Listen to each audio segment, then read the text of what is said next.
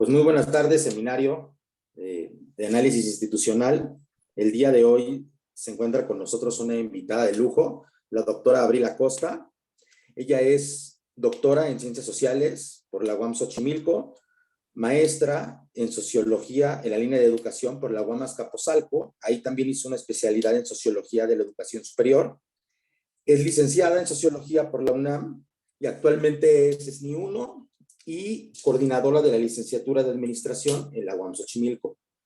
Es experta en temas estos de análisis institucionales que nos interesan tanto en este curso. Nos mandó un par de textos, elegimos solo uno para la sesión de hoy, en la que se va a basar su presentación.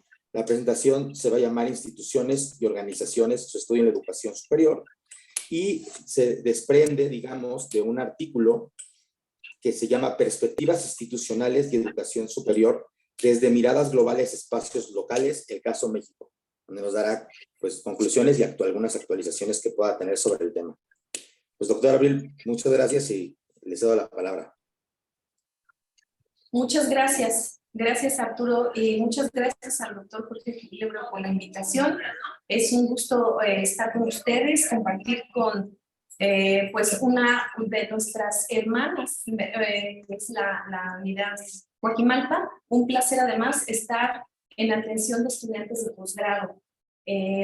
Agradezco la presentación.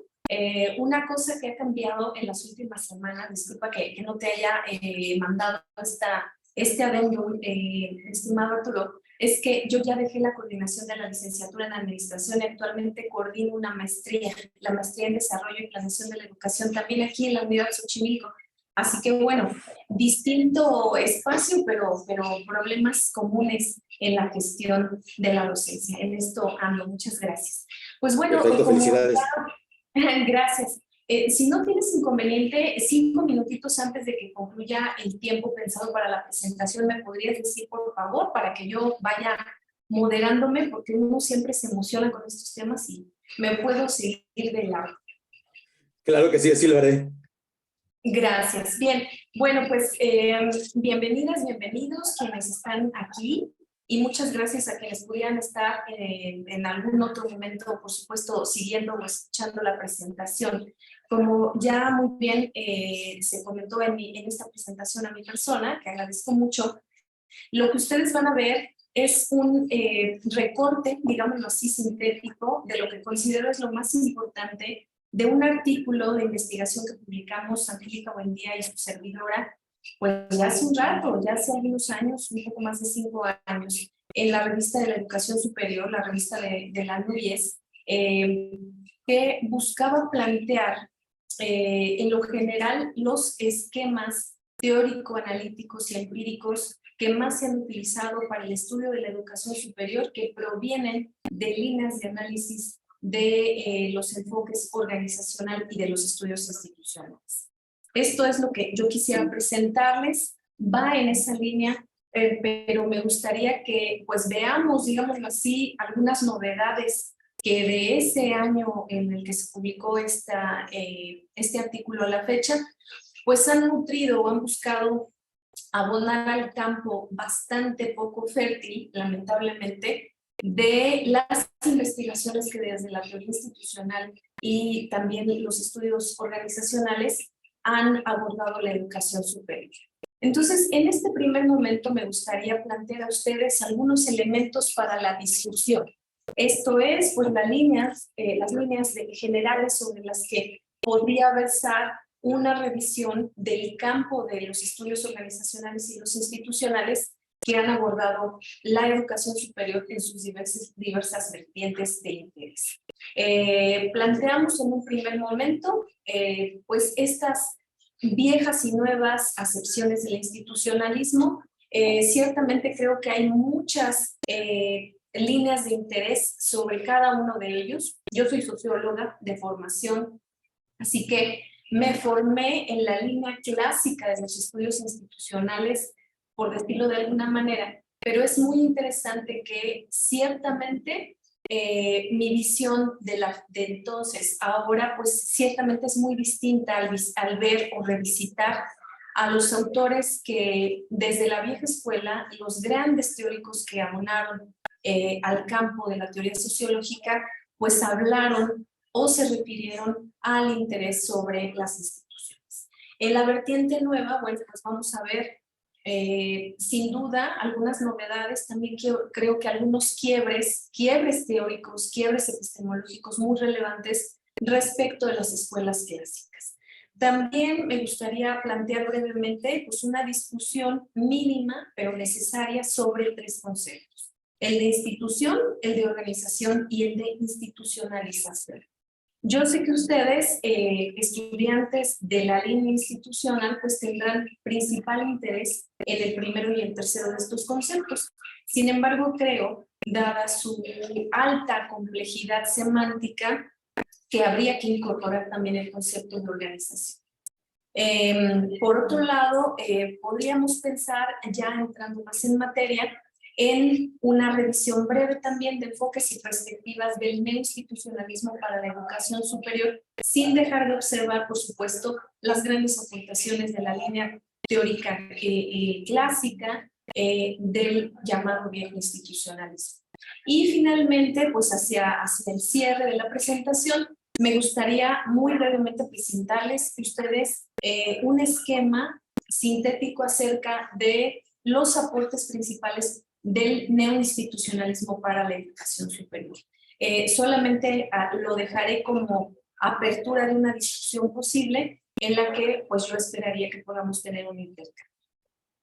Para comenzar entonces, podríamos a manera de introducción plantear un muy largo periodo en el horizonte teórico del desarrollo de instrumentos conceptuales, de instrumentos analíticos para pues el análisis o el estudio de las instituciones. Es interesante pensar que, por supuesto, más allá de la relevancia evidente para nosotros que estamos en esta línea de interés, pero no siempre nítido para otras líneas, disciplinas o, digámoslo así, especialistas en el campo, tiene estudiar las instituciones en un primer momento. Esto que es a veces ciertamente ambiguo, que es en ocasiones acuoso, que llamamos instituciones, igual que el concepto de organizaciones, creo que requiere algunas precisiones mínimas. Estas precisiones tendrían que ser tanto teóricas como de referentes prácticos observables. Hay diversas interpretaciones, por supuesto, respecto a lo que es una institución o lo que son las instituciones, y creo que esta diversidad analítica, incluso la diversidad conceptual y de herramientas para el estudio de las instituciones, pues nos conduciría indudablemente a la necesidad de reconocer que si bien su pertenencia parece evidente para nosotros, no todas las personas, digámoslo así, que de hecho abordan elementos de interés vinculados a las instituciones, conscientemente podrían ser llamados a ellos mismos, ni incluso por los demás, como institucionalistas.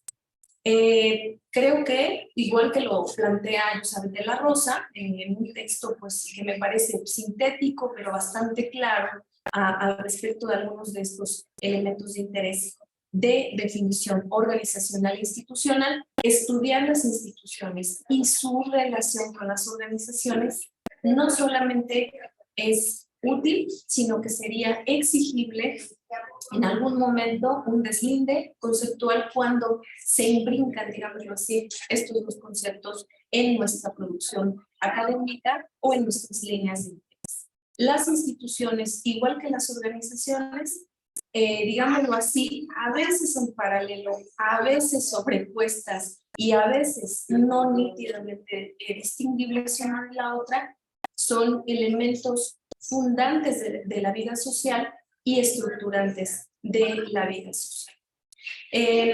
Colocadas en perspectiva, por supuesto, parece obvio que no somos, en estas últimas décadas, no hemos sido los primeros en observar, digámoslo así, los trabajos seminales de los estudios institucionales. Ciertamente, todos los especialistas en el campo reconocen que el viejo institucionalismo fundó, a veces sin proponerse incluso, por lo menos no desde el punto de vista moderno contemporáneo de nuestros intereses, fundó el campo de los estudios institucionales. Con diversidad temática y, por supuesto, claras perspectivas, tanto teóricas como epistemológicas distintas, a veces siendo incluso escuelas contrapuestas, los grandes teóricos de la sociología y también de la ciencia política y por otro lado de la economía, que son las tres disciplinas, creo, más relevantes que han fundado los estudios organizacionales, a los cuales se acompañó después, un poco después la psicología y la administración, entre otras disciplinas, pues por supuesto han legado no solamente un instrumental útil en términos conceptuales, sino también, por supuesto, miradas de gran relevancia para entender y discutir las instituciones y sus relaciones con la vida social. Entonces, tendríamos estos dos grandes segmentos en los que podemos llamar rápidamente viejo y nuevo institucionalismo. Para ir avanzando, entonces, pues podríamos plantear desde el punto de vista de la teoría clásica sociológica, también económica y politológica, como decía, junto a otras áreas disciplinares que antes ni siquiera eran nombradas de esta manera. Cuando se crearon estos primeros grandes textos, ni siquiera había las disciplinas, ¿no? Como separaciones o campos nítidos con distancias digamos, elementos de identidad en cada uno. Ciertamente podemos encontrar, pues yo diría que una base conceptual sobre la cual se han asentado, se han discutido o se han debatido, incluso contrapuesto estas primeras aportaciones. De los más relevantes del viejo institucionalismo podríamos retomar, por supuesto, a Durkheim, a Weber, a Marx y a Parsons, entre otros más. Un poco después podrían venir una diversidad bastante amplia y heterogénea de investigadores y de teóricos, empezando o llegando a Pareto, y en el medio muchos más que desde la teoría, en este caso no solo sociológica, eventualmente teoría social con diversas líneas, pues aportaron o han aportado al institucionalismo. De Durkheim, pues principalmente tenemos el sistema simbólico, las líneas de creencias, por supuesto, en Sociología y Educación, que es uno de los libros, una cosa pequeñísima en extensión o número de páginas, pero sumamente importante para quienes estudiamos educación, sobre todo desde la corriente sociológica o del nuevo institucionalismo. Pues bueno, nos ha permitido ver Durkheim la importancia de la transmisión de conocimientos y la transmisión de la socialización de generaciones, como dice él, de las viejas a las jóvenes. La educación es para Durkheim en esta línea tanto una organización social en realidad como una institución social. Es ambas, ¿no? En la vertiente weberiana, sobre todo podemos reconocer o destacar el papel de los valores en la conformación de las instituciones, y un tema que nos ha interesado muchísimo a quienes nos interesamos en instituciones y organizaciones es el papel de la racionalidad, sea esta una racionalidad limitada, como diría Weber, que se convierte eventualmente en la jaula de hierro, ¿no? O bien la racionalidad desde el punto de vista de conformación de ciertas estructuras fundantes de algunas instituciones sociales. En el caso de Marx, yo creo que es aparentemente menos nítido lo que pudo haber dicho en un primer momento, sobre todo si se viene de la corriente crítica clásica del marxismo, pero que sí es bastante clara para quienes vienen de una corriente pues neomarxista, digámoslo así, que pues aportó sobre todo al reconocer en las instituciones formas objetivas en los que se representan con contextos estabilizadores o estables de la sociedad. El Estado sería, bueno, pues indudablemente, en su perspectiva, un elemento fundante de instituciones, ¿no? Y tenemos, por otro lado, ya un poco después, a Parsons, que a partir de su teoría, que se ha considerado pues una teoría, yo diría, desde cierto punto de vista, de gran relevancia para entender las instituciones, una propuesta en la cual las acciones sociales siempre están estructuradas, siempre están contenidas por lo que él llama el sistema social, ¿no? En un esquema, en una especie de cuadrantes, donde reconoce el nivel político, el nivel social, entre otros que estructuran conductas sociales, digámoslo así, contienen estructuras sociales y por lo tanto comportamientos, y que existen, según la visión de Parsons, independientemente de los sujetos. Es decir, las estructuras no son resultado de la visión parsoniana de la acción social, sino que conducen la acción. Es muy interesante, ha sido muy crítica esta perspectiva, pero me parece también más importante en una visión general del panorama teórico de esta línea. Sí, adelante. ¿Alguien habló? ¿No? Ah, muy bien. Bueno, continúo. En la perspectiva neoinstitucionalista, lo que observamos son múltiples enfoques, abordajes y planteamientos en los cuales, bueno, pues hay bastante de interés para nosotros y un poquito de eso vamos a comentar a partir de esta diapositiva. Desde el punto de vista del neoinstitucionalismo económico, con un representante que ustedes conocen muy bien, indudablemente, que es North, pero también a partir de otros como el propio Williamson, entre más autores, lo que observamos es una visión de las instituciones como conjuntos de reglas. Reglas tanto formales como informales, que para algunos autores principalmente formales, que serían las más relevantes, dado su papel como instancias normalizadoras o normativas, digámoslo así, de la vida social, que reduce la incertidumbre, pero también permite los intercambios del mundo económico. En esta línea, pues hay indudablemente investigaciones de gran relevancia que creo que todos los que nos interesamos en instituciones conocemos sin duda muy bien.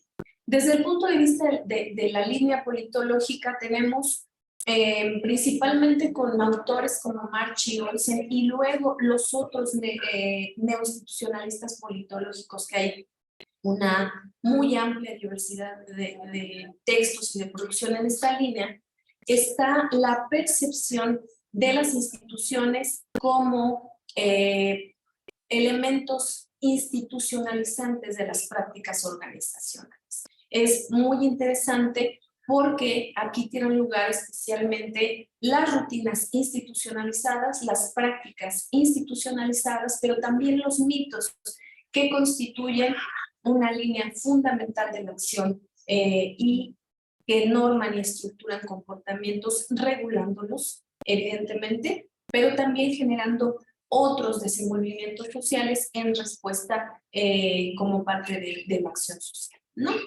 En el ámbito de la línea sociológica, yo creo que hay diversidad de perspectivas, pero ciertamente se reconoce la relevancia de los aspectos culturales, del cambio, el cambio organizacional y también el cambio institucional, el poder, la autoridad.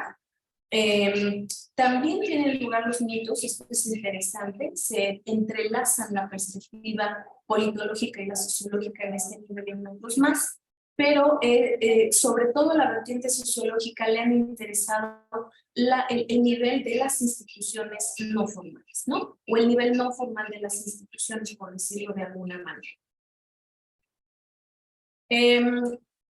Entonces, lo que tenemos es, por supuesto, una especie de aportaciones que a veces creo que se acompañan bastante bien y otras veces más bien dejamos, yo diría, como simplemente un legado, un bagaje cultural, pero que no problematizamos lo suficiente. Y creo que por una línea, el que, por supuesto, en el viejo institucionalismo se reconociera la relevancia de una especie de relación indivisible, ¿no?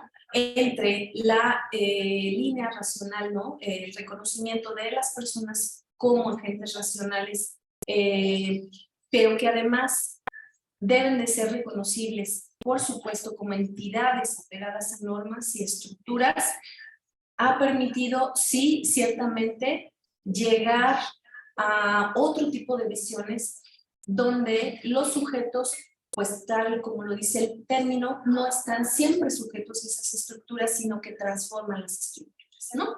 Ciertamente en la visión marxista se observa este nivel mucho más dinámico de la vida social.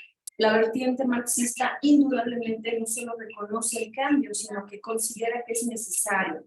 La teoría es en realidad una herramienta de la lucha social, es una lucha para el cambio. Cambio de instituciones, cambio de patrones de comportamiento, de relaciones jerárquicas, ¿no?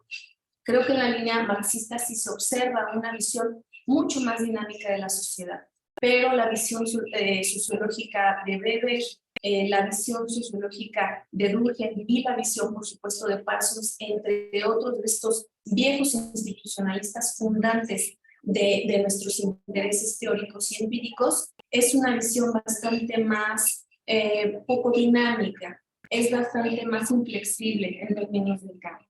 Los sujetos en estas visiones pues están apegados a las estructuras, a veces las estructuras son independientes de la acción social, esto no olvidemos está en la línea parsoniana, pero ha legado mucho de la producción que desde el nuevo institucionalismo se ha dado a través de diversos intereses, ¿no? Tenemos la visión giddensciana, por ejemplo, con la teoría de la doble estructuración, para quien hay una relación sí, por supuesto, bastante más, digámoslo así, si me permiten el término, dialéctica entre sujeto y estructuras, es decir, las estructuras contienen, constriñen para Giddens, pero también las estructuras posibilitan el cambio en la acción social. Cambio de instituciones, cambio de normas, cambio de reglas, cambio, por supuesto, cambio institucional y cambio en otros niveles. Tenemos a Crosier y Ribert, ¿no? Clásicos muy conocidos por todos nosotros, para quienes ciertamente no solamente sucumbimos ante la fuerza de las estructuras, sino que es la propia necesidad, digámoslo así, de los sujetos al formar parte de estas estructuras las que van conduciendo a veces incluso sin intención aparente o del todo notoria al cambio. Entonces, bueno, tenemos, a diferencia del viejo institucionalismo, del nuevo institucionalismo, una visión donde los sujetos tienen una racionalidad limitada. Y al nuevo institucionalismo creo que le ha interesado bastante justamente contraponerse a lo que Elster llamaría Ulises encadenado, ¿no? Por un lado, reconocer los límites de la racionalidad, pero por otro lado también reconocer en qué medida los principios operativos de la acción racional, pues ciertamente también conducen a procesos estructurantes de la vida social que llamamos instituciones. Entonces, creo que hay bastante de visión, digamos así, de la línea dura de la economía en este punto de vista, ¿no? El reconocer, por supuesto, a las personas como agentes económicos, pero que tienen motivos distintos, más allá de la relación simple costo-beneficio. Dicho de otra manera, en esta línea neoinstitucionalista tiene lugar el ver a la acción social no solo como resultado de una decisión económica simple, sino que creo que hemos llegado a problematizar un poco más los límites de estas acciones racionales, por un lado, y por otro que a veces lo más racional es no operar bajo el principio de la información escasa con la que contamos para tomar decisiones, sino más bien que las decisiones responden a un interés superior que no es el de costo-beneficio. Entonces, bueno, vamos rápidamente a los conceptos que creo pues no podrían estar ausentes de esta discusión. Las diferencias entre los conceptos institución organización no solamente son difusas, son bastante problemáticas. En nuestra habla común, la verdad es que los usamos de forma, digámoslo así, irracional a veces, disculpen el término, o irreflexiva muchas veces, porque pues parece que las fronteras entre ellos no existen, ¿no? Tan es así que ciertamente a veces hay que hacer aclaraciones necesarias, hay que llamarnos con alguna frecuencia a precisiones debidas, sobre todo cuando nos interesan estas áreas de conocimiento o estas áreas de interés teórico, metodológico y empírico, porque las fronteras ciertamente entre qué es una institución y qué es una organización no son fáciles de distinguirlas tampoco en el mundo práctico. No es fácil distinguirlas desde el punto de vista conceptual y a veces tampoco desde el punto de vista empírico. Podríamos reconocer un concepto pues genérico acerca de qué es una institución. Ciertamente, junto con Laurent, podríamos reconocer que las instituciones, a diferencia de las organizaciones, no se ofrecen de forma nítida. Es decir, nuestros referentes del concreto no son del todo evidentes. Uno no dice, mira, hay una institución. Hay una institución, no siempre es sencillo. Más bien creo que llamamos institución a lo que es una organización. En este sentido, estos referentes observables se vuelven aún más complejos. Y hay que reconocer, junto con Powell y Di Maio, que no solo hay diversidad, sino incluso en ocasiones visiones contrapuestas sobre lo que son una y otra cosa. Entonces, podríamos ir a un reconocimiento mínimo de algunas características generales de lo que es una institución. Las podemos reconocer en la perspectiva de Ostrom, de Emily Ostrom, como prescripciones acerca de las acciones requeridas, prohibidas o permitidas. Podemos verlas desde el punto de vista de North como regularidades de reglas que proporcionan incentivos y desincentivos para las personas y para estructuras económicas y estructuras de gobierno. Podremos también, junto con Williamson, verlas simplemente como acuerdos sociales, ¿no? Que permiten reducir los costos de las transacciones. Podemos verlas desde el punto de vista entre sociológico y económico, una especie combinatoria compleja de ambas, como normas y regulaciones, pero que constriñen y permiten al mismo tiempo las conductas, ¿no? También, evidentemente, como elementos organizadores de la vida social, y por último, con Laurent, pues por poner una lista mínima, podemos verlas como reglas que norman las acciones. Al mismo tiempo que norman y regulan las acciones, permiten o posibilitan el intercambio y la cooperación. En el caso del concepto de organización, creo que tenemos aparentemente menos confusiones. Creo que la tarea no está completada, tampoco en el caso de las organizaciones, porque aún creo sigue existiendo bastante amplitud conceptual cuando uno revisa autores, pues ciertamente encuentra que algunas son bastante sintéticas, algunas definiciones, y otras hablan de organizaciones en un sentido bastante más trascendental. Si se ve una definición como la de Holt, pues uno podría ciertamente reconocer que una organización en un sentido bastante básico es una colectividad con límites, ¿no? Plenamente identificables, hay un principio de identidad, un principio de perdurabilidad siempre presente en el caso de que es una organización. Hay, por lo tanto, principios operativos de índole normativa, también en términos de jerarquías, ¿no? O estructuras, sistemas de comunicación y de pertenencia, entre varias cosas más. Si se ve una perspectiva sociológica como la de Rinette Mays, pues vamos aclarándonos que organizaciones no son todas las colectividades. Ciertamente las organizaciones no solo son regulares, no solo buscan permanecer en el tiempo, sino que al mismo tiempo tendrían que tener un sistema de reglas, una jerarquía, entre otras muchas cosas que incluye metas claras y, de ser posible, reconocibles entre los integrantes, ¿no? Si se ve, digámoslo así, una perspectiva organizacional más desde el punto de vista de la teoría política o de la ciencia política, pues uno encuentra las organizaciones como regularidades estables, ciertamente operantes, pero donde la cooperación y sobre todo los principios de intercambio vinculados a las normas serían pues una parte fundamental. En fin, que hay diversas apreciaciones y para, digamos, ir a una línea económica, a algunas precisiones que nos permitan intercambiar un punto de vista básico para entendernos, pues ciertamente con base en estos autores creo que tenemos algunas cosas más.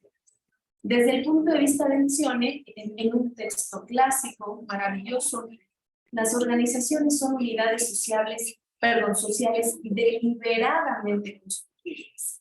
Esto parece que lo reconocen la mayor parte de los autores que definen que es una organización, porque a diferencia, por ejemplo, de un club de ajedrez que no tiene ni regularidad ni estabilidad, y donde eventualmente puede haber ciertamente una acción deliberada, pero no planeada ni planificada en un sentido, un horizonte de largo alcance, pues entendemos mucho mejor las diferencias entre la organización y otro tipo de agrupaciones o de vinculaciones societales que no pueden llamarse tales, no pueden llamarse organizaciones. Tenemos con Selznick también cuestiones muy importantes en la definición de qué es una organización.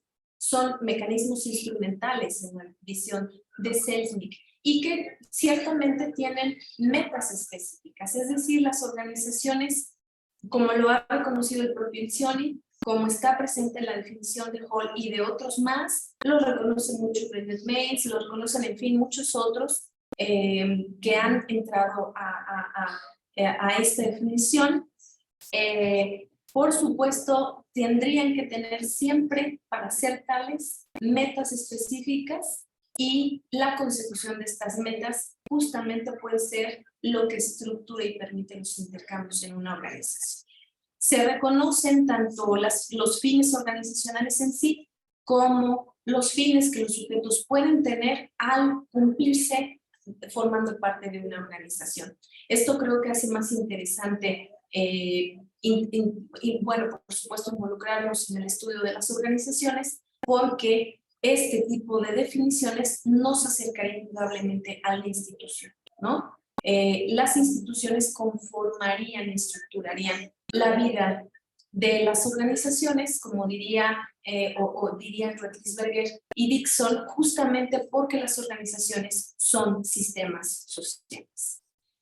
Por otro lado, pues en la visión de Scott, otro clásico, las organizaciones se transforman en instituciones sociales. Entonces, a la UAM, la parte que le tocaría como organización social, le correspondería aportar a la educación o a la educación con sus apelativos específicos, básica, superior, media, que se convierten en instituciones sociales.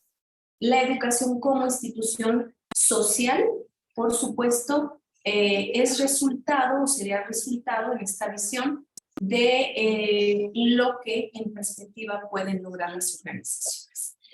Y el concepto de institucionalización, para ir ya casi cerrando estos elementos básicos, sería aquello que ocurre cuando una organización a través del tiempo involucra, dice Selznick, individual y grupalmente a los sujetos que la integran.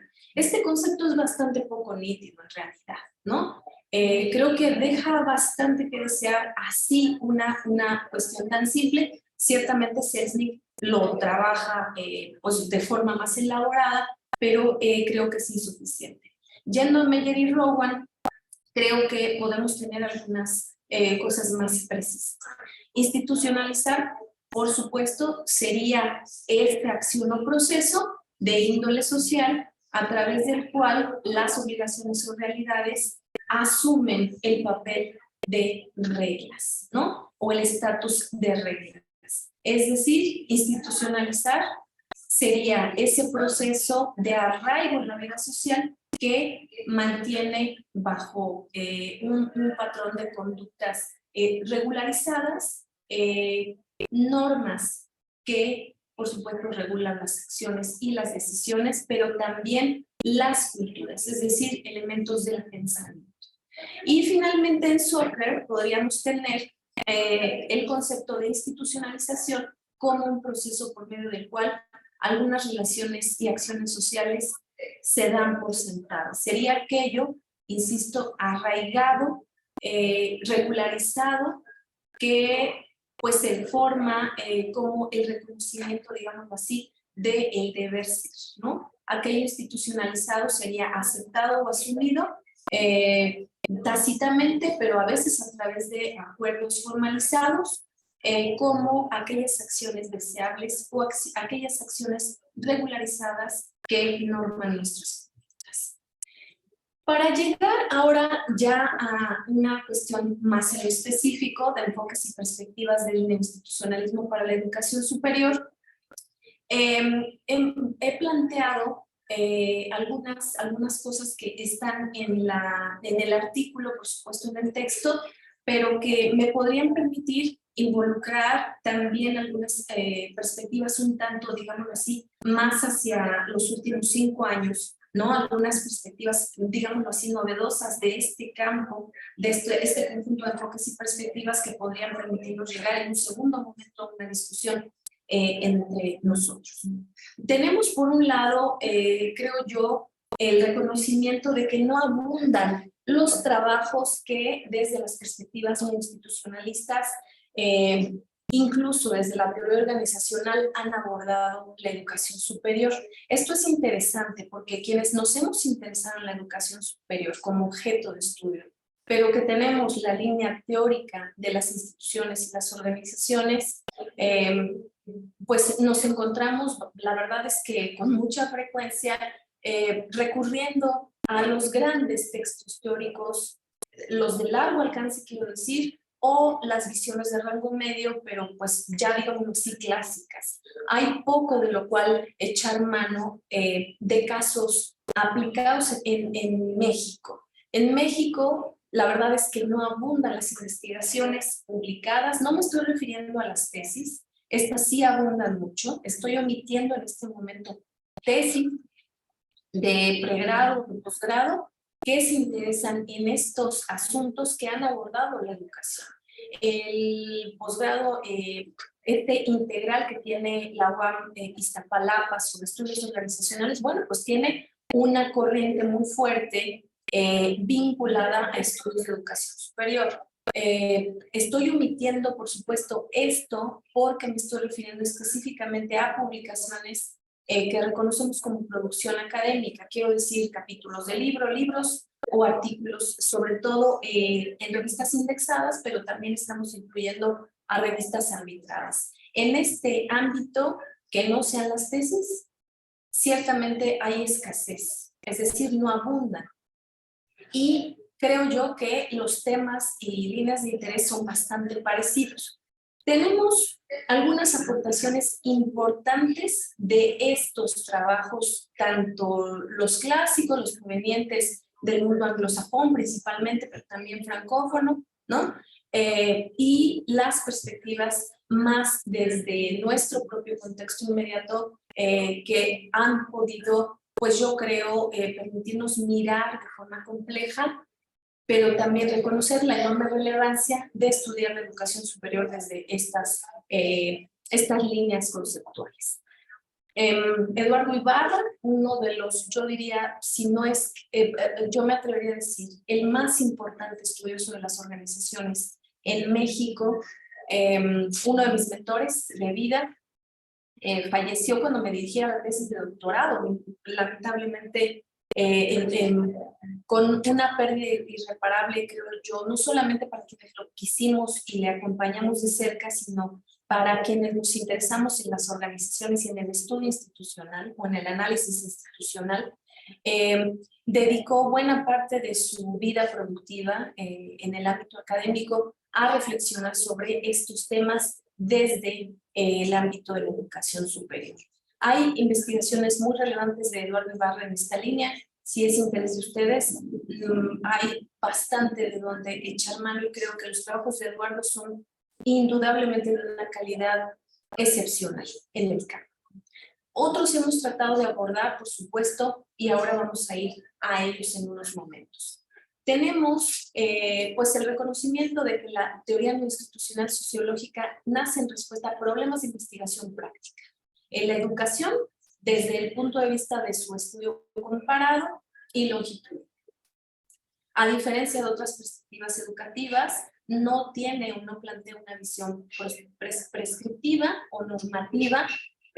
Nos deslindamos con alguna frecuencia, pero no intencionalmente, sino por la propia lógica, digámoslo así, de nuestra base teórica, de perspectivas como la freudiana, como una cierta línea de la corriente crítica, la visión desescolarizada, todo el trabajo de Illich, el trabajo de Hall, entre otros más. Ciertamente creo que hay documentos fundantes. Estos pueden ubicarse en la década de los 70 y es muy nítido cuando, digamos así, puede hablarse, no diría yo de la inauguración del interés de la educación superior en el ámbito institucionalista, no lo diría de esta manera, pero sí trabajos seminales, trabajos de gran relevancia y reconocimiento que pues observamos como fundacionales, ¿no? El texto de Meyer, The Effects of Education as an Institution, de Powell y de Mayo, igualmente las organizaciones institucionalizadas, creo que son textos fundamentales. Igualmente, habría que reconocer que este tipo de intereses de quienes estamos en este ámbito derivan de reconocer que en las escuelas se ven reflejadas buena parte de los procesos de cambio social, pero al mismo tiempo aquello que tiene gran nivel de arraigo en la vida social. Las escuelas son al mismo tiempo espacios de cambio permanente, no siempre nítido, no siempre con corta duración, pero que nos permiten observar procesos de cambio institucional y organizacional que se ven ocupados a un nivel macro social. Y por otro lado, también ciertamente en las escuelas logramos observar aquello de lo más asentado, de lo más arraigado de la vida social. Entonces, bueno, reconocemos que la educación superior tiene una naturaleza esencialmente organizacional. Probablemente una década de producción muy fértil sea la de los años 70 y 80, en menor medida en las décadas posteriores. También reconocemos que hay, como diría Luis Montaño, limitaciones propias, ¿no?, del énfasis empirista en los estudios de educación, específicamente de educación superior. Es decir, parece que nos hemos interesado mucho más en la parte práctica, bastante menos en las grandes propuestas teóricas, y eso justamente es lo que ha llevado a que en las últimas décadas el campo no sea tan fértil desde el punto de vista de nuevas aportaciones teóricas. Sí creo que en cambio hay muchas aportaciones empíricas. Esto habría que reconocerlo por supuesto. Y bueno, pues ya para entrar ahora sí en el campo de la materia específica de las aportaciones de estas propuestas teórico-conceptuales a la educación superior, podríamos reconocer estos 4 conceptos que son los que más han nutrido la no muy amplia producción teórica y empírica sobre el estudio de la educación superior desde la teoría institucional y la organización. Las aportaciones van en los conceptos de cambios organizacionales, cambio institucional, cambio organizacional, y un concepto probablemente de menor raigambre, pero que igualmente es útil y ha sido muy recurrido, que es el de isomorfismo. En el ámbito de los cambios organizacionales, sobre todo han nutrido investigaciones que se interesan en la educación superior privada, pero también en algunos estudios interesantes sobre el llamado etos académico, es decir, los grupos de científicos, los grupos de académicos y hay varias investigaciones que han seguido esta línea. Un grupo de investigación en la UAM Azcapotzalco en algún momento ya lo abandonaron, me parece, desde hace varios años, pero en algún momento se interesó mucho en esta perspectiva, sobre todo Rocío Urediaga y Mary Jamuy son quienes más lo trabajaron. El concepto de cambio institucional y el de cambio organizacional, el cambio creo que sí está mucho más consistentemente reflejado en las aportaciones y las publicaciones sobre estos intereses de investigación. Y el concepto de isomorfismo también podemos verlo en diversas aproximaciones. No todas han sido, por cierto, esto es importante decirlo, y creo que he revisado, me ha tocado incluso dictaminar ponencias en eventos más que investigaciones que pues han tenido mayor difusión en el ámbito científico, que están presentes en la difusión académica, en los espacios de difusión académica, es decir, en los circuitos de congresos y de eventos académicos, pero que no han logrado transitar casi nunca a publicaciones de mayor jerarquía científica, de acuerdo con, no lo digo yo, quiero decir, de acuerdo con el padrón o los principios operativos de las publicaciones y el circuito de publicaciones, ¿no? El concepto de isomorfismo sí creo que está mucho más presente ahí en este tipo de aproximaciones. Igualmente el de loosely coupled systems o sistemas flojamente acoplados es otro de estos conceptos, yo diría, como bisagra que han permitido producir y o pensar diversos trabajos sobre educación superior, pero que casi nunca han logrado transitar a otros espacios o circuitos científicos, ¿no? Aquí están los conceptos, ustedes ya lo pudieron ver en el documento. No me detendré mucho ahí, creo que podemos entrar a ellos si ustedes lo consideran posible en la discusión.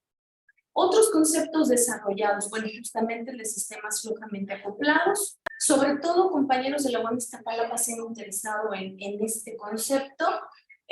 Buena parte de las tesis que de repente me toca leer, yo participo como lectora y asesora de tesis en la maestría en estudios organizacionales, pues van por esta línea, muchos de los que están en la línea educativa.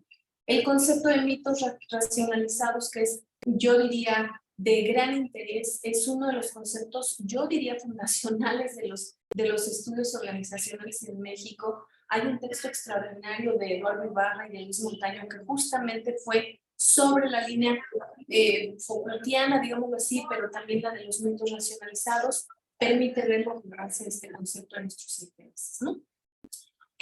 No lo pensaron ellos específicamente para educación superior, hay que decirlo, pero sí después estos intereses de ellos, tanto Montaño como Eduardo, se han interesado en la educación superior, pues bueno, transitó a este tipo de aproximaciones más específicas.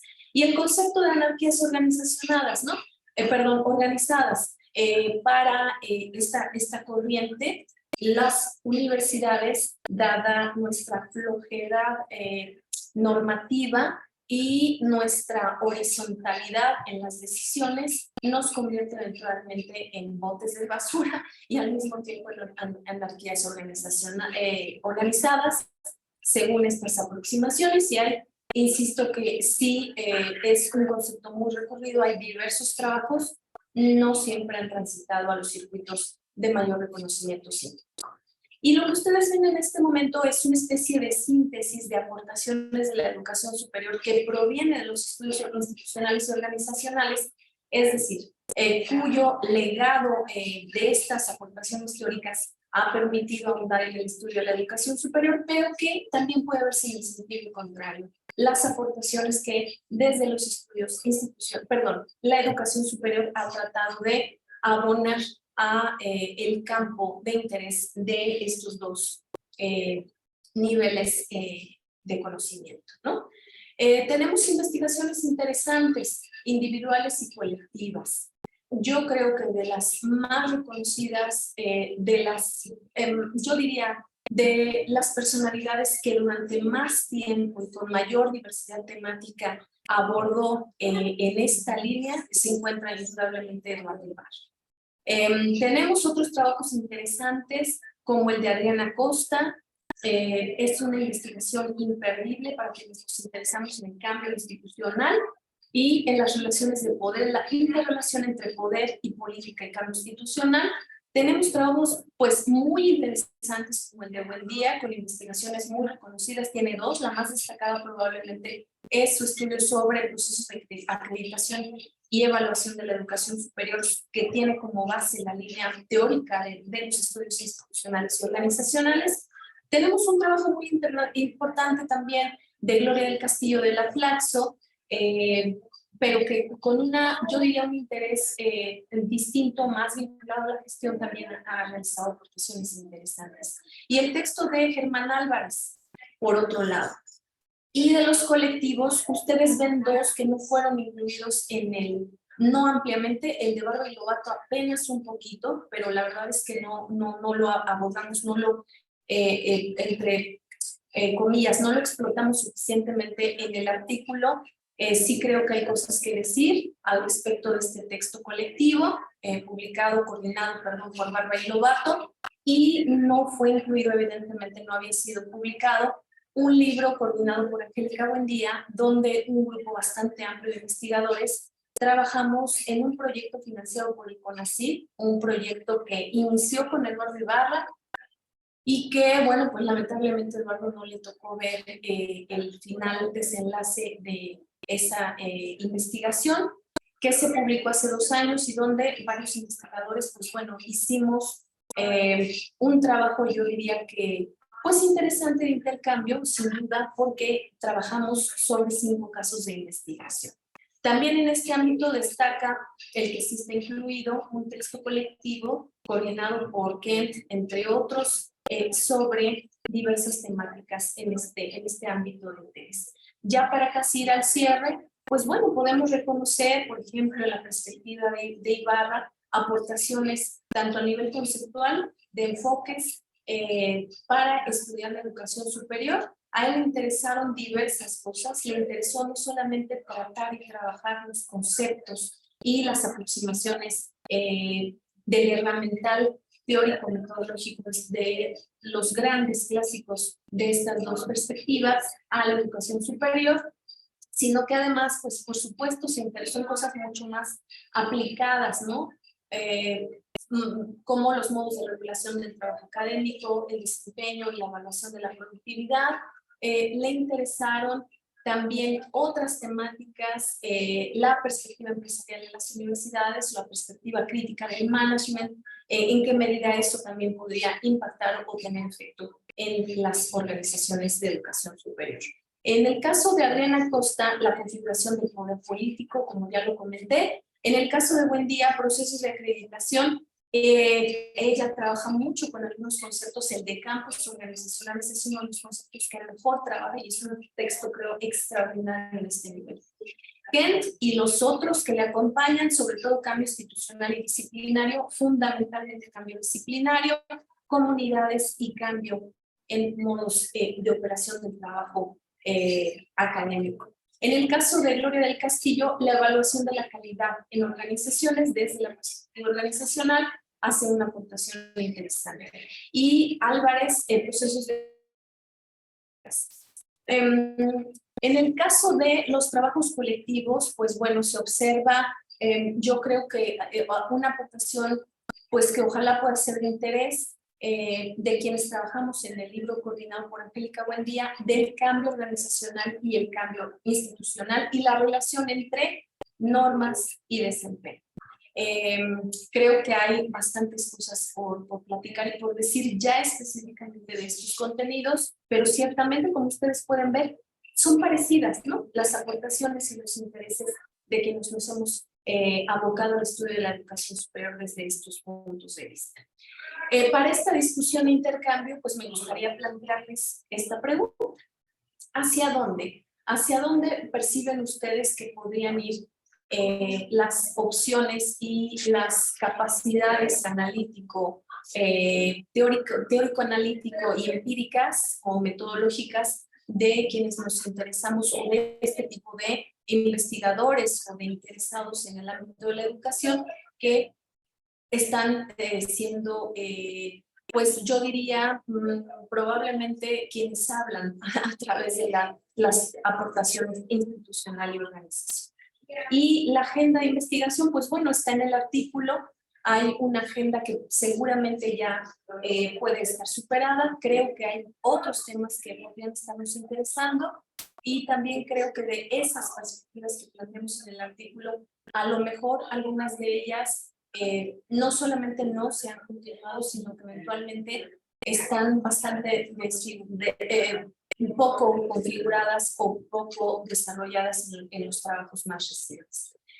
Bueno, pues también, por supuesto, rápidamente quisiera presentarles la bibliografía, ¿no? Que fue la que utilizamos para el desarrollo de estos contenidos. Habría que agregar sobre todo estas pocas o estos pocos trabajos publicados específicamente interesados en estas temáticas, pues que son recientes. Eso es lo que yo podría compartir en este momento. Creo que usé un poco del tiempo, pero bueno, traté de apurarme mucho. Y bueno, pues un gusto acompañarles. Muchas gracias, doctora Abril. Pues como lo vimos todos, fue una exposición muy rica en la parte teórica y conceptual, que muchas veces por andar viendo, me parece que muchas veces por andar viendo el día a día del tema, nos perdemos de encontrar a veces los marcos de referencia que nos permiten explotarlos mejor y que hacer un análisis mucho más completo. Quisiera responder, ahorita abro la ronda de preguntas y respuestas, pero quisiera, ya que tengo la palabra, jugar un poco con lo que usted nos contó en la exposición. Me parece impresionante, pero al mismo tiempo un poco entendible. Yo que estoy en la parte, empezando una tesis de doctorado que tiene que ver con estos temas, con estas perspectivas, con el tema de educación superior, justo los autores llegan a ser el círculo de autores llega a ser muy fácil de encontrar, ¿no? Si bien Eduardo Ibarra, en especial la UAM Coajimalpa, fue pues un bastión en los estudios institucionales, pues vemos que hay ciertos autores que se preguntan y se contestan y lo hacen de manera muy vasta y muy, ¿cómo decirlo? Muy buena, muy interesante. Y entonces creo que también es una parte donde mucha gente que estamos buscando meternos al tema, tenemos preguntas a veces que no, creo que eso a veces no estimula que haya publicaciones, y como usted lo dice, no nada más investigaciones de tesis, que así las hay, pero investigaciones, publicaciones, digamos, libros, artículos, todas, así que puedan aportar más al tema. Y en la última pregunta que usted nos hizo, que hacia dónde, pues es muy interesante.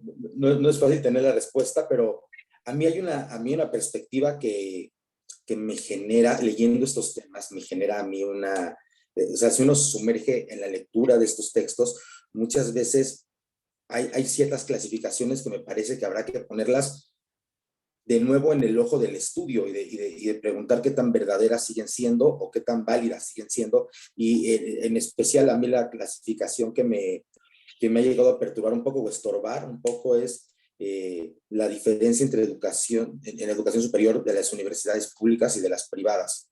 Y eso, no sé, me parece que cuando fueron escritos ciertos textos hace 20 años, 30 años, chance había otro panorama, y cuál está teniendo a veces en una parte un poco más romántica, y ahora habría que realmente preguntarnos o revisar si sigue siendo esa misma realidad o si ha avanzado hacia otro lado.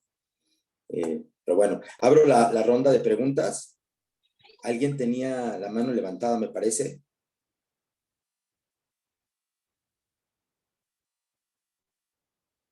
Ay, Rocío, por favor. Hola, buen día. Gracias, doctora Abril.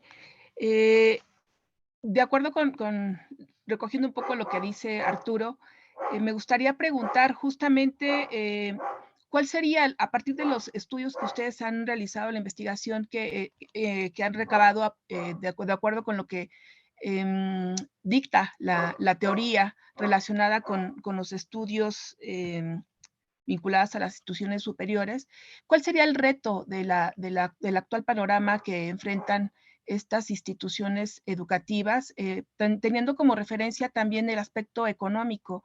esta vinculación de la década, veía una de las diapositivas de la década de los 60-70, relacionada con lo que estaba sucediendo en el mundo y a partir de una derivación de lo que implicaría un sistema educativo que involucra el compromiso de las universidades y de los centros de estudios superiores. ¿Cuál sería, en todo caso, el reto que tienen a nivel institucional estos centros educativos vinculado justamente con la esfera económica? Sería mi duda. Muchas gracias.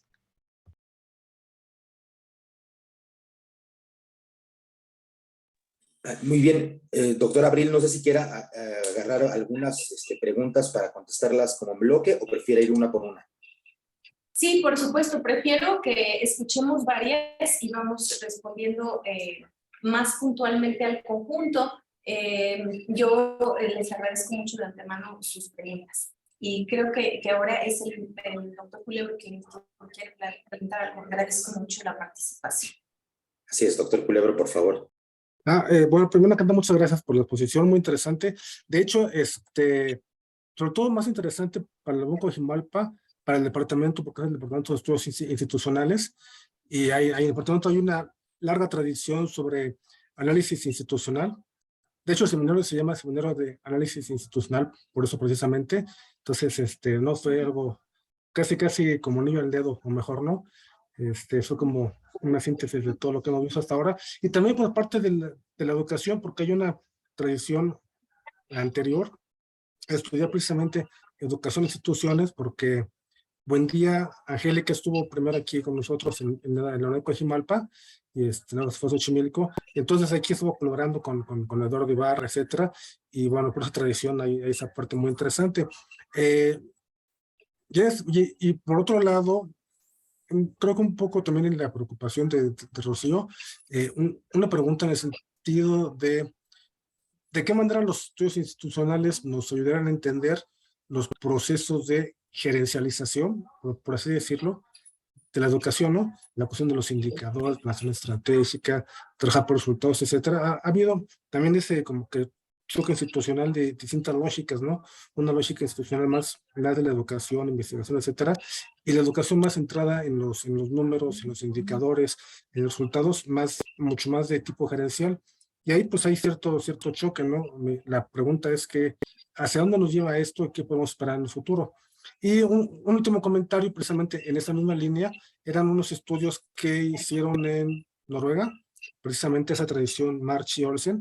Hay otro que se llama Ivar Blakely, igual yo te lo pongo aquí en el chat. Él estuvo con nosotros hace unos años también aquí en Coajimalpa trabajando algunas cosas, y bueno, creo que también él hablaba un poco de ese proceso de reformas en la educación, parecidas a las reformas en salud, etcétera, ¿no? Que también impactaron a las universidades. Creo que serán esas mis preguntas. De nuevo, pues muchas gracias. Realmente fue muy certero la exposición en ese seminario. Y pues, seguramente habrá en el futuro más colaboraciones. Muchas gracias. Gracias. Bueno, pues con mucho gusto. Cada vez que me inviten, si en algo yo puedo participar, colaborar, encantada en lo que yo pueda compartir. Y por supuesto, lo que queda para mí es no solamente una experiencia, sino muchos aprendizajes de lo que ustedes quieren compartirme. Estas preguntas, pues las dos muy interesantes, bastante complejas. Son tres preguntas, pero digamos que puedo englobarlas en dos intereses.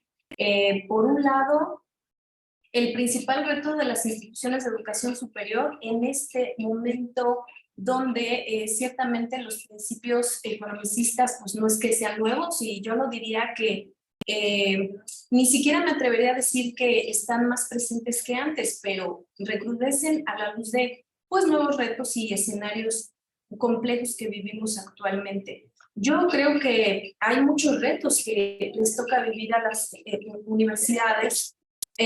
Hablando específicamente de las públicas, yo he estudiado ambas, tanto las privadas como las públicas. En algún momento me interesé más en las privadas, creo que ahora estoy otra vez un poco más en las públicas, pero por supuesto se comparte la defensa de la función social de las universidades, que me da la impresión, en el caso específicamente en nuestro país, en México, en este momento de esta coyuntura, se ha puesto aparentemente en tela de juicio derivado de un conjunto de, sí, elementos discursivos que operan y que ciertamente cumplen una función educativa en la sociedad, ¿no? El decir que las universidades podemos aportar más o menos, estar llenas de personas privilegiadas o viceversa, como en otros momentos se pensaba más a las universidades como espacios de transformación y también, por supuesto, de colaboración social. Ciertamente creo que no estamos en un momento donde se reconoce del todo el papel que cumplimos desde el punto de vista de instituciones sociales, ¿no? Hablo en plural, entendiendo el elemento, digámoslo así, normativo que cumplen las organizaciones de educación superior. Yo creo que ese es un reto, el lograr de nueva cuenta ser reconocidas como entidades que cumplen una gran labor y que no solamente se nos puede evaluar a partir de un resultado o a partir de una de las acciones que realizamos. Creo que otro reto es que este no es realmente muy nuevo, pero me parece que es muy nítido por el momento complejo que vivimos, es que se exige a las instituciones de educación superior ser una especie de trasfondo del mundo productivo siempre, ¿no? Me da la impresión de que no es claro en qué medida nosotros aportamos más allá de solamente preparar para el trabajo, es lo que quiero decir. Creo que esta, que es la función educativa más profunda, la de formar personas, desde el punto de vista de Durkheim, esto es indudablemente muy claro, las instituciones de educación superior, las organizaciones de educación superior en Durkheim son entidades de preparación para la vida adulta.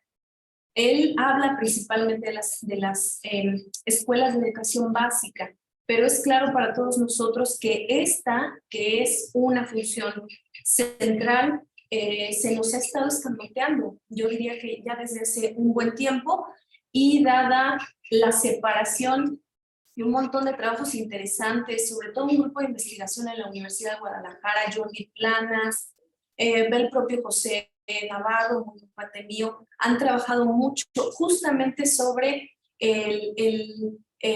la separación, ¿no? El mismatch entre la formación educativa y el mundo productivo. Creo que esto se considera en diversas instancias como una gran debilidad de las instituciones de educación superior. Y creo que se exige más de lo que realmente podemos dar. Creo que nunca ofrecimos que a todos aquellos que egresaran iban a tener garantizado un trabajo. Ciertamente, si uno observa los resultados sobre todo las encuestas del INEGI, pues observamos que es en los egresados de educación superior donde más dificultades de colocación armonizada con la formación es lo que pues, lamentablemente encuentran los egresados. Pero sí creo que este reto de reposicionarnos y ser reconocidos como algo más simplemente que instancias formadoras, igual que ser reconocidas como instancias útiles socialmente, pues son dos retos importantes. Y luego vienen los otros que ahora sí son retos mucho más operativos, ¿no? El reto de pues, seguir contando con recursos suficientes, yo creo que depende sobre las cabezas de todos nosotros siempre la duda de si los recursos que llegarán en el futuro serán suficientes. Creo que es igualmente un reto. Y que deriva eso, que son los recursos públicos que pueden llegar a las universidades, es en realidad el resultado, al menos parcialmente, yo creo que un poco más que poquito, de nuestro posicionamiento y nuestro reconocimiento social. Yo creo que un reto que es mucho más profundo es que todo lo que hacemos se vea mucho más reflejado en la vida social más allá de la universidad. Y siendo autocrítica, creo que este es un reto de proporciones mayores. Por más intentos que hemos hecho, no somos todavía capaces de llegar a públicos muy distintos, tan heterogéneos como quisiéramos, y tampoco creo que hemos llegado del todo a la vida cotidiana de ciertas esferas sociales, ¿no? Que nuestro trabajo favorezca de alguna manera, no me gusta el término, pero permítanme utilizarlo, impacte en la vida cotidiana de otras comunidades, de otros grupos sociales. Creo que todavía no lo hemos logrado, por lo menos en algunos ámbitos de trabajo de las organizaciones de educación superior. Creo que hay otros retos intermedios que pues tienen que ver con cuestiones tan complejas como eficientar mucho mejor nuestros resultados. Sí creo que en ese nivel necesitamos procesos de mejoramiento de procesos.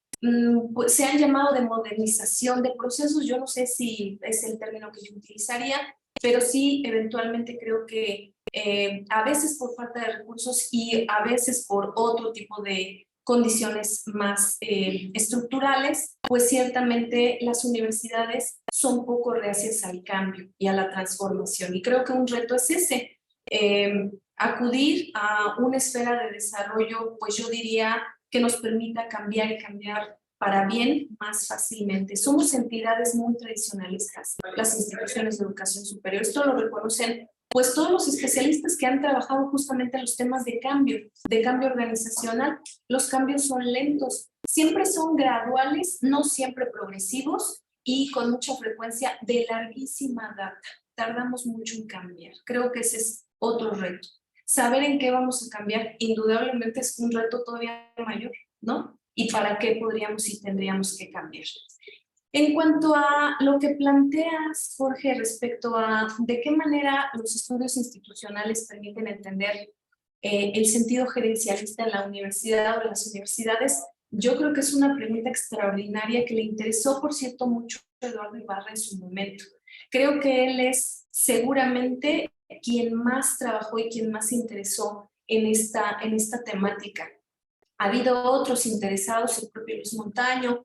En algún momento, pues otros nos hemos podido meter a esta discusión. Yo creo que hay como una corriente al mismo tiempo hacia adentro de la universidad que parece limitar las posibilidades de cambio. No diría yo que es un cambio necesario ir hacia procesos de eficientización parecidos a los de la empresa. Definitivamente creo que ese no sería el destino más favorable, pero sí coincido con otros que piensan, y el propio Eduardo lo decía más oralmente que en los textos en realidad, que somos, como yo decía antes, entidades poco susceptibles al cambio, ¿no? Muy reacias a la permanencia o la persistencia de los procesos y las culturas. No somos susceptibles del cambio, digamos que no se nos da de forma natural. Y yo creo que sin parecernos a las empresas, sí podría ser favorable para las universidades acudir a una especie de reconocimiento de mayor eficientización en nuestros procesos. Somos muy burocráticas, las universidades somos entidades, aquí sí creo que indudablemente beber es muy útil.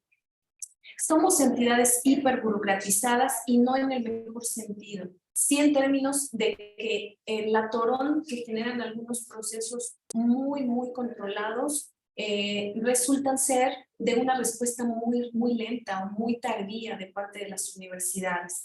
En eso yo creo que sin parecernos a las empresas sí tendríamos que, en todo caso, generar procesos que empujen el cambio para eficientar. Otra vez, reitero. Sin embargo, ciertamente está muy a nivel de la perspectiva de muchos colegas o muchos de nosotros, yo me reconozco también en este conjunto, la duda de en qué medida buscar o perseguir indicadores realmente representa mejoras desde el punto de vista institucional y desde el punto de vista organizacional. Eduardo pensaba que este sentido gerencialista era no solo un despropósito, era perjudicial porque nos atomizaba, ¿no?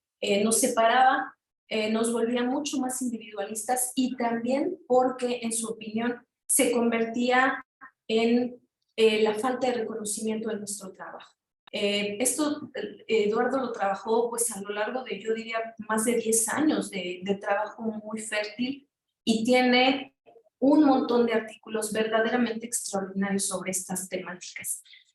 Publicamos un libro, ya para, digamos, ir cerrando, pero me gustaría compartirles esto, y me pongo, suena muy petulante de mi parte, pero discúlpenme que parezca así de petulante, la iniciativa de la publicación de un libro en honor a la obra de Eduardo Ibarra, que hicimos poco después de su muerte, un libro que se publicó entre 2014 y 2015, coordinado por Angélica Buendía, principalmente, en el que trabajamos varios de nosotros, incluido Guillermo Ramírez, un colega muy apreciado de la Unidad de Iztapalapa, que recién falleció hace unos meses. Nos permitió discutir en torno a las grandes ideas de Eduardo, que yo creo es quien más ha abonado a los estudios de educación superior desde las teorías institucionales o desde los estudios institucionales y organizacionales. Y un capítulo en ese libro que escribimos justamente Angélica y yo, pues permite, digámoslo así, no poner sobre las cuerdas, no podríamos, indudablemente, el nivel y la relevancia del pensamiento de Eduardo, yo creo que es indudable, no es esa la idea, pero sí preguntarnos en qué medida dar a la universidad una visión no empresarial, pero sí discutir sobre algunos procesos más de empuje en el mundo empresarial, podrían ser reconocidos como útiles en el desempeño de las universidades, sin parecernos otra vez a ellas. En este capítulo, Angélica y yo justamente nos preguntamos por qué, a diferencia, por ejemplo, esta era una cosa que le interesaba mucho a Eduardo. Eduardo sobre todo estudió y dedicó uno de sus sabáticos más largos que yo recuerde a una estancia en Estados Unidos, y lo que él hizo fue empezar por reconocer o entender, justo porque él estaba en el management crítico, de dónde partía la idea de que las universidades, por lo menos en algunos países como Estados Unidos, se parecían mucho a una empresa. Por lo menos en Estados Unidos es difícil mirar, digámoslo así, a las universidades como entidades aparte de la gestión que más o menos se puede observar en una empresa, ¿no? Nada parecido a lo que habría en muchos de nuestros países, por supuesto no solo latinoamericanos, sino también europeos, donde el deslinde con las empresas es no solo útil, sino que es fundamental para mantener elementos operativos y elementos fundacionales tan importantes como la autonomía, ¿no? Y la libertad de cátedra, por supuesto. Y lo que encuentra Eduardo es muy impresionante, y es que esa universidad estadounidense en realidad pudo haber ido de la mano, digamos así, de buena parte de los procesos de eficientización en el mundo industrial. Entonces, lo que encuentra Eduardo es interesante. La historia es muy distinta con nosotros. Yo creo que este deslinde gerencialista es necesario y es fundamental. No deberíamos parecernos a una empresa, ni solo persiguiendo indicadores, ni solo escamoteando el esfuerzo de las personas en función de si pertenecen al SNI o no, o si tienen cierto tipo de prestigio, ¿no?, vinculado a la pertenencia a un grupo académico, etcétera. Creo que la obra y el trabajo de cada uno tendría que ser evaluado también sobre otros elementos mucho más sustanciales y no numéricos, que son los que actualmente tenemos. Pero sí creo que eventualmente habría que reconocer que algunas de las acciones de índole administrativa se podrían favorecer de procesos de eficientización en el ámbito administrativo. Creo que no en el ámbito académico. Ahí sí, indudablemente coincido. ¿Qué perspectivas hay? Yo creo que a pesar de lo que dicen los discursos actuales, seguimos pensando en un tipo de universidad donde cada vez pongamos más en tela de juicio algunos de nuestros principios fundacionales, ¿no? Bueno, ya para cerrar, yo podría decir, pues justamente algunos de los cambios actuales en el ámbito de la ciencia y la tecnología, en el mundo de las becas, en el mundo del SNI, pues nos dejan ver que quizá habría que dudar si realmente estamos despojados de estos principios operativos del mundo empresarial, ¿no? Sigue habiendo, sobre todos nosotros, la duda de nuestro desempeño. Tenemos que dar resultados, tenemos que hacer informes, tenemos que demostrar cuántos artículos publicamos, cuántos capítulos producimos, cuántos estudiantes graduamos. Es decir, estos principios operativos del mundo productivo pues están en todos lados, en la vida organizacional en las universidades. Encuentro muy poco posible que eso cambie. Y creo que algunos visos de cambio tendrían que ir no en el sentido de dejar de rendir cuentas. Creo que sí, tenemos que rendir cuentas de nuestro desempeño, dar cara a la sociedad, creo que es indudablemente importante y favorece la transparencia de nuestros procedimientos y de nuestros resultados, por supuesto, pero sí creo que eventualmente el reconocimiento de otro tipo de carreras y de otro tipo de derroteros sería muy útil. Ciertamente creo que necesitamos desburocratizar los procesos y justo eso creo que es lo que menos se observa. Al contrario, no sé ustedes, pero nosotros cada vez tenemos que hacer otro informe o cada vez tenemos que pasar por otro proceso para autorizar algo, una compra, una adquisición, un algo. Creo que eran más fáciles las cosas antes, ciertamente, ¿no? Y que esto pues se parece cada vez más al mundo empresarial, al menos en esas líneas de la operación administrativa, creo que indudablemente sí. Ojalá fuera diferente, pero lo encuentro bastante improbable. Además, considerando el discurso de pues yo diría falta de confianza en nuestro desempeño, cada vez parece que estas acciones demostrativas se exigen más y por lo tanto creo que nos parecemos menos a lo que éramos las universidades antes. Pero bueno, pues muchas gracias por sus preguntas. Es lo que yo podría compartir muy sintéticamente, pero encantada. Si algo más quisieran compartir, pues con mucho gusto. Preguntarle a alguno de mis compañeros si quisiera, si tienen alguna otra pregunta.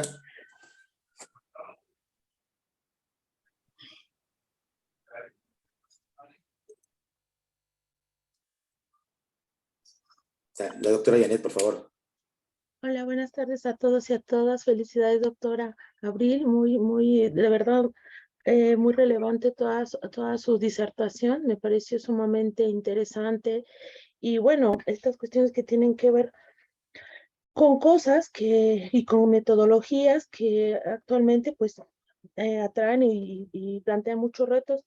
No sé, a mí me gustaría que si profundizara un poco en relación a estos procesos de cambio de políticas públicas, porque por un lado, pues se sugiere estos procesos de cambio, pero por el otro, es importante para las políticas públicas esta expertise que se tiene, estas buenas prácticas y demás. Entonces, no sé hasta qué grado se pueda cambiar o sea viable cambiar, y esto me gustaría que profundizara un poco, doctora, si es posible. Y por otro lado, me gustaría que nos comentara en relación a esos mitos racionalizados.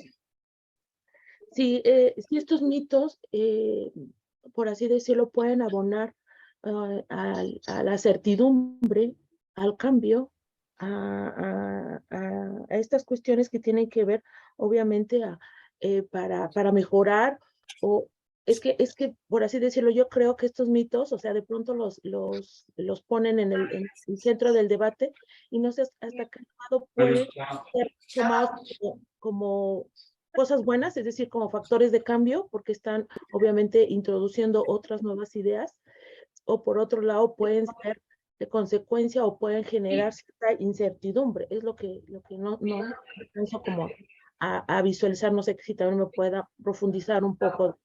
Gracias. Sí, muchas gracias, Janet, con mucho gusto. Bueno, pues son dos cosas igualmente relevantes. Quisiera comenzar por la segunda cosa que has planteado, lo de los mitos, digámoslo así, que operan, ¿no?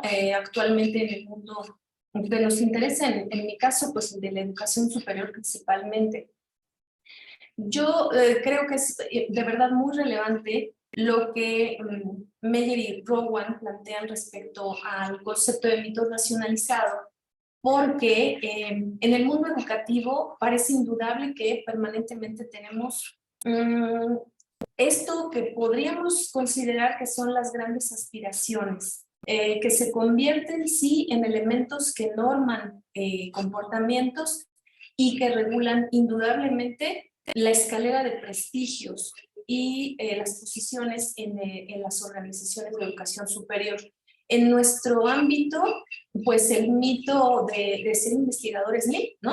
Algunos de nosotros, bueno, yo pertenezco al sistema, la verdad es que no solamente es agotador, es difícil estar en el sistema, es al mismo tiempo, yo diría, no sé cómo decirlo, siempre tiene este sentido agridulce, ¿no?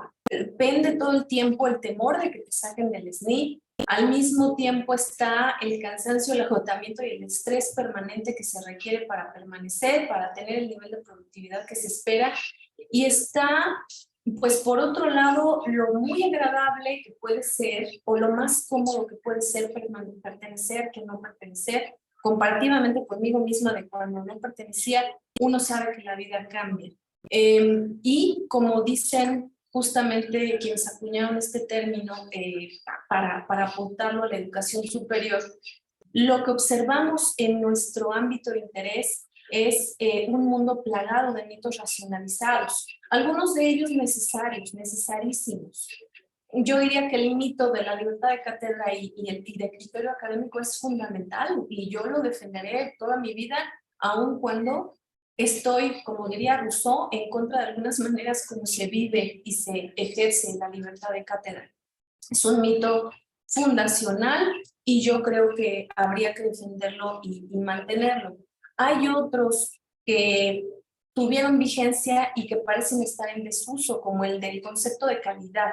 La educación para este gobierno tendría que no solo dejar de lado el concepto de calidad, o sea, la educación deseable no es, a diferencia del sexenio anterior y otros varios antes del anterior, la educación no se espera que sea de calidad. A lo mejor en la usanza común seguimos usándolo, ¿no? El mito es eficiente, es eficaz. Tan es así que seguimos utilizando el término. Pero el gobierno dice, no más calidad, ahora excelencia. La verdad es que algunos de nosotros decimos, ¿qué diferencia hay entre uno y otro, señores? ¿No? El término de palabra no cambia en el fondo de forma tan radical como se pensaría, lo que supone pues tener, como ahora dice nuestra Constitución, y como está presente en buena parte de los materiales guía de la educación básica, la excelencia como el nivel máximo de logros esperado, ¿no?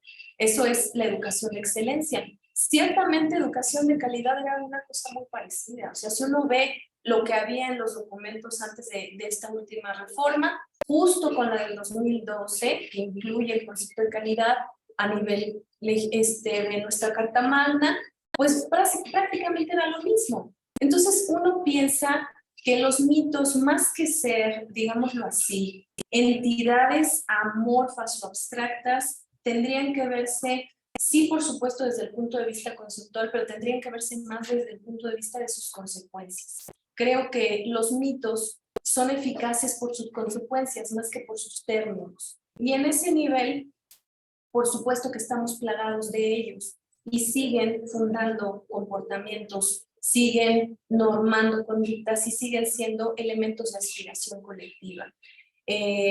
Hoy en día, pues muchos nos preguntamos por qué la docencia tiene menor relevancia para el SNI, para PRODEP, también tengo perfil deseable PRODEP, que en fin, ¿no? Uno como que va ahí tratando de cubrir cosas y dejando la vida y el respiro en el Inter, a veces se puede y a veces uno sabe que ya no va a poder. Y esto es verdaderamente duro, porque sabes que esto que supone aspiraciones tiene límites, ¿no? Sería favorable, como decían Meyer y Rowan, que el prestigio de un médico descansara exclusivamente en su capacidad para curar a alguien. Pero lo cierto es que si yo llego al consultorio médico y veo un título o 2 o 3 o 5, simplemente eso representa un nivel de credibilidad y de confianza para mí mucho mayor que si yo llego a un consultorio donde esos títulos no están visibles. O peor aún, donde ahí alguien tiene una patita de cabra o de conejo como amuleto, ¿no? Exactamente ocurriría lo contrario, porque los símbolos representan mucho. Creo que entonces el escenario ciertamente para quienes nos interesamos en estos temas es muy interesante, porque yo creo que habría que observar el desenvolvimiento de esos mitos, no solamente como en ocasiones su imposición, ciertamente muchos mitos están impuestos, otros pasan por hacer, yo diría, como consolidar cierto tipo de estructuras que culturalmente los hace mucho menos, no sé, como de un momento y ya, ¿no? Pasan por un cierto momento de pose, ciertamente maduran y se constituyen como instancias estructurantes. En ese nivel creo que los mitos se convierten en otra cosa, justamente se convierten en algo más que simplemente mitos, pero cuando se les observa teóricamente no siempre es fácil distinguir unos de otros. Yo cerraré esa pregunta, bueno, pues diciendo que lo más interesante de usar este tipo de herramientas conceptuales es observarlos no como simplemente entidades abstractas, es mirar el sentido histórico y el desenvolvimiento y sobre todo los resultados prácticos de esto que llamamos mitos. Algunos son pues simplemente pasajeros y otros la verdad es que han llegado para quedarse. Y más que mitos, pues se convierten en estructuras y pues asumen, ¿no?, una cierta línea más dura o más fuerte en el ámbito de los estudios culturales. Respecto a lo segundo que comentaste acerca de las políticas, bueno, justamente este libro que publicamos en 2020, yo tengo ahí creo que 4 capítulos, en 2 de ellos pues yo tuve la mano principal. Trabajamos muy fuerte por muchos años y el esfuerzo de Angélica fue extraordinario, pero igual de los otros colegas, algunos de ellos conocidos de ustedes, Claudia Díaz, que también estuvo en Coajimalpa, José Luis San Pedro, que está en Coajimalpa, igualmente colegas de otras unidades, Norma Rondero, de Azcapotzalco, y también personas o colegas de fuera. Hay colegas de la UDG, hay problemas de la Autónoma de Tamaulipas. En fin, fue un grupo bastante amplio y diverso. Lo que nosotros encontramos es que las políticas para educación superior, en ese largo ciclo de políticas, donde la tríada evaluación, calidad y resultados o montos económicos ha sido o fue indivisible, dejó como resultado, sí, mejores indicadores. Somos más SNI de los que éramos antes, tenemos programas acreditados en mayor medida que antes, hay programas de posgrado en mayor número incorporados al antes PNPC y ahora ya no me acuerdo bien cómo se llama, que antes de este largo ciclo de políticas. Por supuesto que sí, indudablemente hay un énfasis en los indicadores disímil de unas instituciones respecto a otras. Hay, yo diría que ciertos énfasis visibles por regiones o por instituciones. Hay instituciones con un carisma, una vocación mucho más centrada en la investigación. Hay otras instituciones con una mayor vocación en el desarrollo de capacidades y formativas. Hay ciertamente un escenario variopinto, pero en todos los casos se observa en las instituciones de educación superior públicas un mejor resultado en términos de indicadores, pero no es claramente observable en qué medida estas políticas públicas realmente han favorecido una mejor vida organizacional. Han habido procesos de cambio institucional necesarios derivados de las políticas. Es decir, si la política exige que los planes y programas de estudio se acrediten o se evalúen, pues la institución hace cambios, genera cambios que permitan afrontar estas necesidades, o bien por mejora de prestigio o de reconocimiento social, o a veces por moda o por imposición de la propia política, ¿no? Es interesante ver entonces lo que las políticas pueden permitir ver de los cambios institucionales necesarios para afrontar los retos de la política. Es de verdad muy interesante, porque las acciones vienen del ámbito gubernamental, indudablemente, o provinieron del ámbito gubernamental. ¿Qué va a hacer de ahora en adelante? Es un escenario un tanto incierto. El SNI sigue funcionando, cada vez tenemos más dudas de para dónde va y cómo va. Los programas de posgrado patrocinados por el CONACYT es un término espantoso, financiados por el CONACYT parece que van a ser distintos, según lo que el propio CONACYT parece estarnos diciendo, pero en este momento no es claro el escenario, y en fin, parece que va a haber cosas que cambian, pero lo cierto es que las políticas para educación superior seguirán generando para las instituciones, perdón, las organizaciones de educación superior, cambios institucionales y cambios organizacionales, seguirán enfatizando el desempeño, sea esto la palabra calidad o sea esta la palabra excelencia, sea esta la palabra el buen hacer o el fundar patria. Es decir, en realidad el discurso puede cambiar, pero creo que los objetivos de la política pública son bastante estables en lo general, ¿no? Hay que entender las diferencias, tanto semánticas como prácticas. Yo no digo que no, es fundamental entenderlas. El cambio de nomenclatura a veces puede ser más relevante y a veces no tanto, pero es indudable que las políticas para educación superior, las políticas públicas educativas, sí han generado procesos de cambio, a veces de gran raigambre en las organizaciones de educación superior.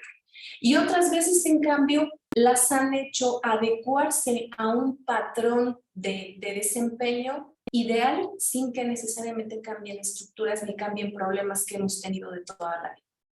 Hay cosas que estaban malitas y que tampoco han cambiado tanto. A veces porque la propia política nos interesa y a veces porque la vida organizacional se complejiza y se adecua tanto a estas líneas de acción que pues somos muy capaces de afrontarlas bien y parecer que lo hacemos bien. Pues eso es lo que yo podría decir a este respecto. Muchas gracias por la pregunta, Janet.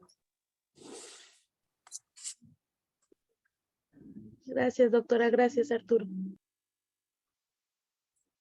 Bueno, pues muchas gracias por esta interesante ponencia. Doctora Abril, creo que nos llevamos muchos aprendizajes y sobre todo muchas cosas en qué pensar, ¿no? De todo lo que nos presentó. Le agradezco mucho también por lo fácil que fue contactarse con usted para gestionar que pudiera estar acá con nosotros. Pues al contrario, mucho gusto de estar con ustedes y encantada. La siguiente que me inviten, pues ojalá que ahora sí sea que yo vaya para que tenga el gusto de conocerles. Es que mis horarios de clase en Xochimilco tenemos muchas horas de docencia en mi departamento en especial y pues hoy sí me tocó andar por acá. Pero bueno, ya la siguiente seguramente que nos organizaremos mejor. Ha sido un gusto conocerles. Jorge, muchas gracias por la invitación, Arturo, pues por todo lo que ha permitido que estemos acá. Tú ya tienes la presentación, así que si a alguien le sirve y le hace falta, pues con mucha confianza, y si en algo en otro momento podemos ayudar y colaborar, será un gusto también. Igualmente, muchas gracias, Abril. Seguramente estaremos en contacto durante estos meses para colaborar en futuros proyectos institucionales, tanto como institución como por parte de consultoría teórica. Muchas gracias y bienvenida a nosotros. Muchas gracias. Gracias, cuídense mucho. Cuídense Saludos mucho. a todos. Hasta Gracias, luego. hasta luego. Nos vemos, gracias. Nos Que vemos. estén muy bien, cuídense mucho. Gracias, nos vemos. Doctor Jorge, ¿le robo ¿Qué 3 pasó? minutos? 3 minutos. Sí, nos quedamos aquí si quieres, sí. Gracias. No es que no te salgas, Arturo, porque tú te haces de anfitrión, ¿no? O hazme Exacto. anfitrión otra vez. ¿Quieren?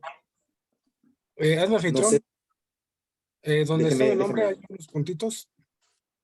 A ver, en participantes, usted, hay unos, y lo pongo a ser anfitrión. Sí. Y termina ya de grabar. Espérenme tantito, es que se va, ¿ese dónde es? Ay, Comienza espérenme. grabando.